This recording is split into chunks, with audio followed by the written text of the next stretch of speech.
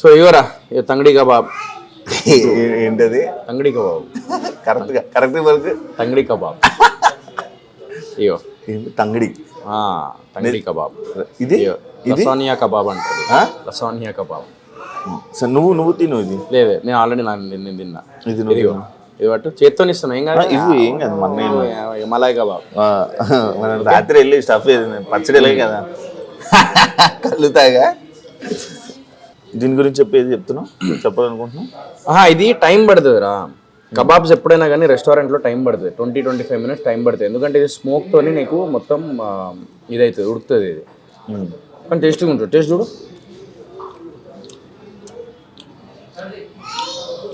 కాదు, నాకు ఈ చికెన్ల మీద ఒక డౌట్ ఉంది. నార్మల్గా మిగిలిపోతాడు నైట్ ఇది చేసి దాని గురించి మామూలుగా రెస్టారెంట్స్ మీద కంప్లైంట్స్ ఉన్నాయి. ఈ మధ్య రైడ్లు ఎక్కువ జరుగుతున్నాయి, చూసేవాలేదు. దాని గురించి ఒకసారి చెప్పండి. నెక్స్ట్ ఒకటి ఉంటుంది ఇక్కడ. మేము ఏంటంటే ఒక పులుసు చూపిస్తా, ఎప్పటికప్పుడు చికెన్ ఫ్రెష్ తెప్పిస్తాను నేను. నాకు ఎందుకు లేట్ అవుతుంది అంటే నేను ఫ్రెష్గా చేపిస్తాను. నా రెస్టారెంట్లో ఆర్డర్ పెట్టిన ఒక 15-20 minutes లేట్ పడుతుంది రా, ఫ్రాంక్లీ స్పీకింగ్. ఒక 20 minutes అయితే లేట్ పడుతుంది. లేట్ ఎందుకు అవుతుంది అంటే రీజన్ ఉంది. నేను అప్పటికప్పుడే ఫ్రెష్ చేపిస్తా.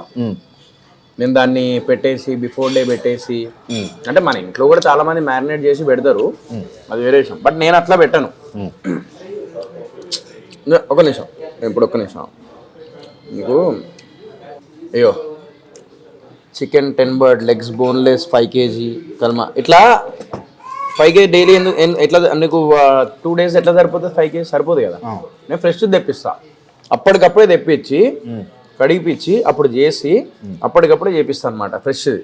నా దగ్గర ఎక్కడ నీకు ఫ్రోజన్ది కానీ లేకపోతే 2-3 రోజులు పెట్టినది కానీ అట్లా ఉండదు.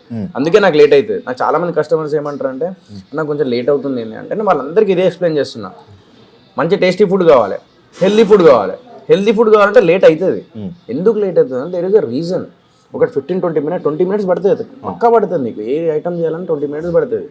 లేదు నేను ఆల్రెడీ కొంచెం హాఫ్ బాయిల్ చేసి పెట్టేస్తారా కొంతమంది, హాఫ్ బాయిల్ చేసి పెట్టేస్తారు, మిగిలింది అనుకో నెక్స్ట్ డే యూజ్ చేస్తారు. అట్లా కాదు నాది. నేను హాఫ్ బాయిల్ చేయలేదు, అప్పటికప్పుడే బాయిల్ చేసేసి అప్పటికప్పుడే చేపిస్తాం. నువ్వు ఇంతకు ముందే ఫుడ్ బిజినెస్ చేసావే? లేదు, నేను ఇక్కడికి వచ్చిన తర్వాత తెలుసుకున్నా నేను ఏంటి ఏమేం చేయాలి, ఏమేమి ఉంటాయి అని. అయ్యో తంగడి 6 kg, లాలీపాప్ 8 kg, ఎగ్ 3-5 ఇదంతా అప్పటికప్పుడే. చూడు ఇగో అప్పటికప్పుడే నేను తెప్పిస్తా. చికెన్ 15 bird ఇట్లా. ఎందుకు నేను అప్పటికప్పుడే తెప్పిస్తా? మళ్ళీ ఇంకోటి ఏం తెలుసా, నాకు ఒకవేళ అక్కడ రావట్లేదు అని అంటే నేను ఇమీడియట్గా వేరే దగ్గర నుంచి కూడా మా పార్ట్నర్కి చెప్పి అక్కడ నుంచి తెప్పించుకుంటా. ఎంత ఉంటే అంత తీసుకురా ఫస్ట్ అని అంట. తర్వాత వాడు లేట్ అయినా కూడా ఇక్కడ కస్టమర్స్ ఇబ్బంది పడకూడదు అని. సో అట్లా నేనైనా ఫ్రెష్ చేస్తారా. కళింగపట్నంలో ప్రాపర్ ఫ్రెష్ ఉంటుంది నీకు చికెన్ ఐటమ్ పక్కా. అంటే ఇప్పుడు ఇదే కాకుండా కళింగపట్నం అనేది నాకు ఇంకోటి కళింగపట్నం పెట్టడానికి రీజన్ ఈ కృష్ణపట్నం ఇంకోటి పట్నం అనేది కలిసి వస్తుందని చెప్పి పార్ట్నర్ అనిపించింది. సో అందుకే కళింగపట్నం అని. వాళ్ళ ఊరు కూడా కళింగపట్నం ఆంధ్రలో ఉందంట. అవును, శ్రీకాకుళం సైడ్ ఉంది. యా, మా పార్ట్నర్ అనుకున్నాడు కాబట్టి చలో ఓకే చేద్దాం అని చెప్పి అట్లా. కాదు, ఇప్పుడు ఇది నార్మల్గా ఇంకా ఏమైనా మార్చడానికి ఏమైనా ట్రై చేస్తున్నాం అంటే మా దగ్గర మోడల్ మా దగ్గర ఏంటిది ఇదా, ఇది బయట ఎక్స్టీరియర్ చేంజ్ చేస్తున్నా. ఎక్స్టీరియర్ నీకు విలేజ్ సెటప్ వస్తుంది. ఆ గార్డెన్ ఉంది కదా, ఆ గార్డెన్ ది మొత్తం నీకు విలేజ్ సెటప్ వస్తుంది. సో అక్కడ అండ్ ఇటు కలిపి 20 seatings చేపిస్తున్నా. వెయిటింగ్ ఎక్కువ ఉందా? వెయిటింగ్ ఘోరంగా ఉంది. జనాలు వచ్చేస్తున్నారు. ఎందుకంటే టేస్ట్ మళ్ళీ రిపీటెడ్ వస్తున్నారు. నాకు ఎలాంటి కస్టమర్స్ ఉన్నారంటే టేస్ట్ నచ్చి మళ్ళీ రిపీటెడ్గా వస్తున్నారు. అది ప్లస్ పాయింట్ నాకు కళింగపట్నం. నాకు ఇంకొక డౌట్ క్లారిటీ రాలా, చెప్పురా. సినిమా టికెట్ల గురించి నన్ను ఒక క్వశ్చన్ చేశారు.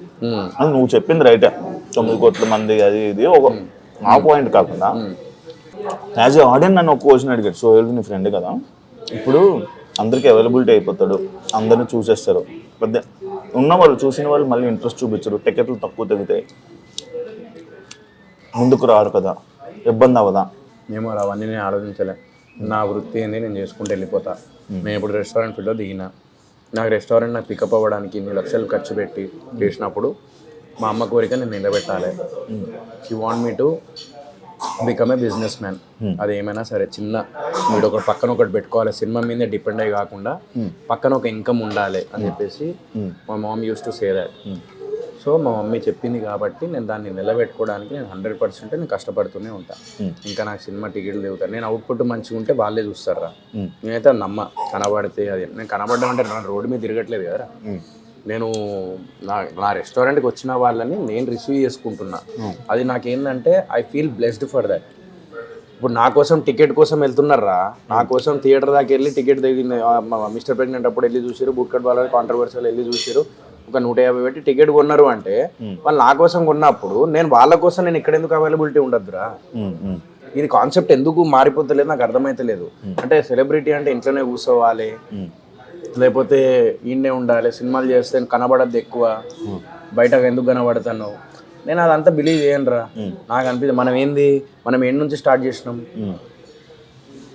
నువ్వు ఎక్కడి నుంచి వచ్చినావు, అవును ఏదో చిన్న యూట్యూబ్ దానికుంటే చేసుకుంటే ఇటు దాకా వచ్చినావు. ఇప్పుడు మనం రోడ్డు మీద కూర్చొని ఇంటర్వ్యూ చేయమన్నా మనం చేసేంత మనకేం అనిపించదు, ఎందుకంటే మనం ఆడ నుంచి స్టార్ట్ చేసినాం కాబట్టి మన రూట్స్ తెలుసు కాబట్టి నేను ఆలోచించాను, నాకు అనిపించింది చేసుకుంటూ వెళ్ళిపోతా. మంచి కంటెంట్ ఉంటే డెఫినెట్లీ వాళ్ళే హిట్ చేస్తారు. అంటే లైక్ ఇదే ఎందుకు పాయింట్ అంటే లైక్ సినిమా లాస్ట్ టైం సినిమాలు ఏవైతే ఉన్నాయో కొన్ని టికెట్లు తెగడం రీజన్ కూడా ఇదే, సోహెల్ అవైలబిలిటీ ఎక్కడ పడితే అక్కడికి వెళ్ళిపోతారు, ఏ పార్టీ కూడా ఆ పార్టీకి వెళ్ళిపోతారు, ఎక్కడ పడితే అక్కడ దానివల్ల ఒప్పుకోవాలి కదా మనం అవుట్పుట్. మన మిస్టర్ ప్రెగ్నెంట్కి నేను హౌస్ఫుల్ చూసిన, ఫ్రాంక్లీ స్పీకింగ్. నువ్వు ఇప్పుడు కూడా ఇన్స్టాగ్రామ్ నాకు వెళ్ళి చూడు, నేను థియేటర్కి విజిట్ చేసినప్పుడు 3 days వరకు తిరిగిన, నాకు మొత్తం మల్టీప్లెక్స్ నాకు ఫుల్ అయిపోయినాయి, అన్నీ ఫుల్ అయిపోయినాయి. మరి మిస్టర్ ప్రెగ్నెంట్కి ఎందుకు వెళ్ళారు? Because it's a content. నేను ఒకటే చెప్తా, నువ్వు కంటెంట్ ఇవ్వు, డెఫినెట్ ఒక డిఫరెంట్ కైండ్ ఆఫ్ కంటెంట్ ఇవ్వు. ఇప్పుడు మార్కో అనే సినిమా వచ్చింది, అతను హీరో పేరు మలయాళం హీరో, మార్కో హీరో. అతను ఎన్నో క్యారెక్టర్స్ చేసిండు, ఈవెన్ అనుష్క శెట్టి గారితో కూడా ఒక సినిమా చేశారు. ఓకే, సో నేను ఏమంటున్నా, ఆయనది ఈరోజు మార్కో అనే సినిమా వస్తే మొత్తం ఇండియా వైడ్ చూస్తున్నారు. ఎందుకు చూస్తున్నారు? అవుట్పుట్. బేబీ అనే సినిమా అదే వైష్ణవి చైతన్య యూట్యూబ్ కదా అది ఇది అని చెప్పేసి అనుకున్నారు, బట్ ఏం చేసింది? సృష్టించింది కదా. అవును. So she prove that. So it's not about the YouTube, it's not about Bigg Boss, it's not about availability అని అదంతా కాదు. నువ్వు ఒక కంటెంట్ ఇచ్చినావా లేదా అనేది ఇంపార్టెంట్. అది నాకు అర్థమైపోయింది, నాకు లాస్ట్ దెబ్బకే నాకు అర్థమైంది. ఓకే, సో దాని మీద కాన్సన్ట్రేషన్ చేయాలి తప్ప ఇవి కాదా కాన్సన్ట్రేషన్ చేయాల్సింది. బయట కనబడకపోక ఆయన బయట కనబడితే సినిమాలు రారు, మరి కనబడకపోయినా కూడా నీ కంటెంట్ బాగపోతే రారురా, దాన్ని ఏమంటావు? రెస్టారెంట్ పెట్టాక కూడా వచ్చిన బాధపడుతున్నావా? దేనికి? అమ్మగారు చూడట్లేదని. అవును, అమ్మగారిని ఇక్కడ కూర్చోబెట్టి తినాలి. 100% బాధ ఉంటుంది కదరా.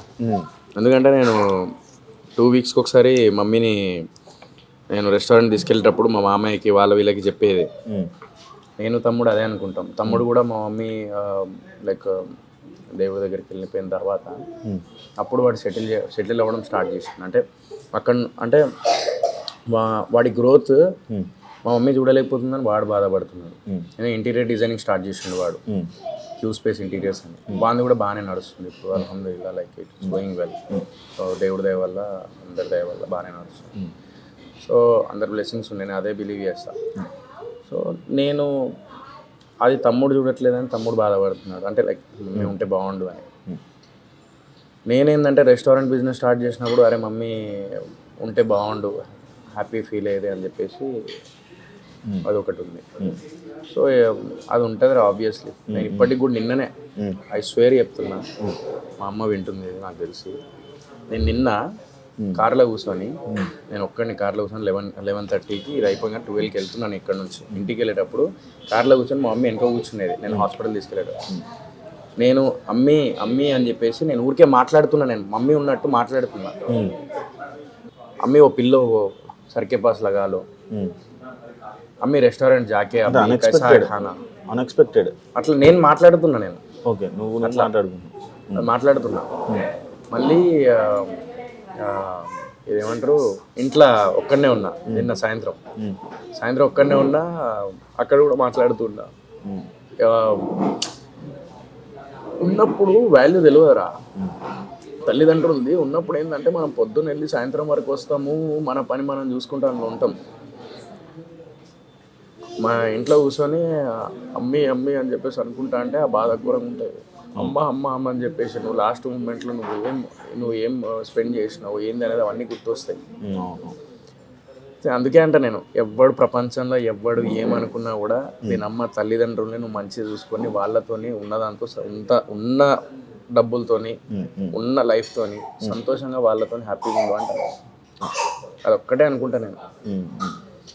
ఆ తల్లిదండ్రి ప్రేమను ఎవ్వరు అది నువ్వు ఎంత చేసినా కూడా అంత ప్రేమ నీకు ఎవ్వరికి సడన్గా జరిగిపోయింది. అది డయాలసిస్ నడుస్తుండే. నేను కానీ తమ్ముడు కానీ కిడ్నీ ఇద్దామని రెడీ అయిపోయినాం. అది ఏందో బ్రీతింగ్ ప్రాబ్లం వచ్చింది, వెళ్ళినాము.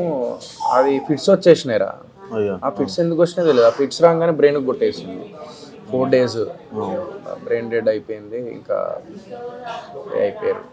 కష్టం. అదే చెప్తా ప్రతి ఒక్కరికి. నేను ఇప్పుడు ఇంటర్వ్యూ ద్వారా కూడా అదే చెప్తా.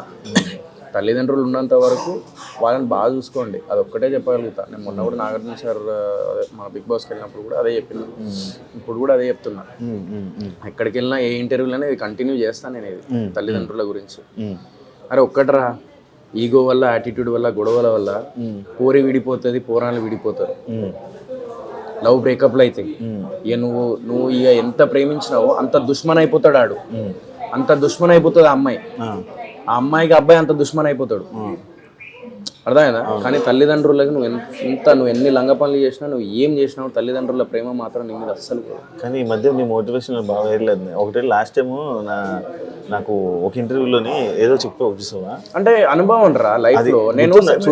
నేను 17 years ఉన్నప్పుడు నేను ఒక్కడనే హైదరాబాద్ వచ్చి ఇక్కడ డిగ్రీలో 18 years అప్పుడు నేను ఒక్కడనే హైదరాబాద్ వచ్చి నేను ఇక్కడ సినిమా కొత్త బంగారు లోకం చేసిన. ఒకటే రూమ్ లో 12 మంది ఉండి అలాంటి లైఫ్ నుంచి లీడ్ చేసిన నేను. అలాంటి దగ్గర నుంచి చాలా మందిని జనాల్ని చూసుకుంటూ వచ్చిన నేను. మా పరిచయాలు పెరిగినాయి, ఎంతమందిని చూసిన నేను. ఇవన్నీ ఎక్స్పీరియన్స్ నాకు. ఎవరికి ఎప్పుడు వాల్యూ వాళ్ళు ఎట్లున్నా లేనిది అనేది అదంతా. ఈవెన్ నా లాస్ట్ సినిమా కూడా నాకు ఒక ఎక్స్పీరియన్సే. నాకు ఒక తప్పు తెలుసుకున్నా.